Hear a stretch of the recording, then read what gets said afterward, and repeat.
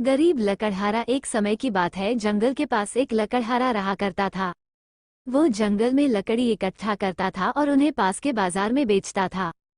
इन पैसों से उसका घर खर्च चलता था। एक रोज की बात है, लकड़हारा एक पेड़ काट रहा था। तभी हुआ ये कि गलती से उसकी कुल्हाड़ी पास की एक नदी में गिर गई। नदी बहुत ज्यादा गहरी थी और बहुत तेजी से बह रही थी। उसने बहुत प्रयत्न किया अपनी कुल्हाड़ी को खोजने की, लेकिन उसे वो वहां नहीं मिली। अब उसे लगा कि उसने कुल्हाड़ी खो दी है।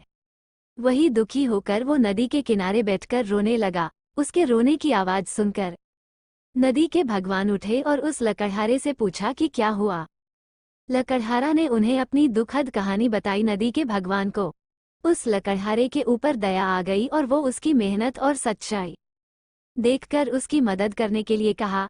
वो नदी में गायब हो गए और एक सुनहरी कुल्हाड़ी वापस लाई। लेकिन लकड़हारे ने कहा कि यह उसकी कुल्हाड़ी नहीं है। वो फिर से गायब हो गए और अब की बार उन्होंने चांदी की कुल्हाड़ी लेकर वापस आए। लेकिन इस बार भी लकड़हारे ने कहा कि ये कुल्हाड़ी भी उसकी नहीं है। अब नदी के भगवान पानी में फिर से गायब हो गए और अब की बार वो एक लोहे की कुल्हाड़ी के साथ वापस आए। लकड़ी का कुल्हाड़ी देखकर लकड़हारा मुस्कुराया और कहा कि यह उसकी कुल्हाड़ी है। नदी के भगवान ने लकड़हारे की ईमानदारी से प्रभावित होकर उसे सोने और चांदी की दोनों कुल्हाड़ियों को भेंट में दे दिया।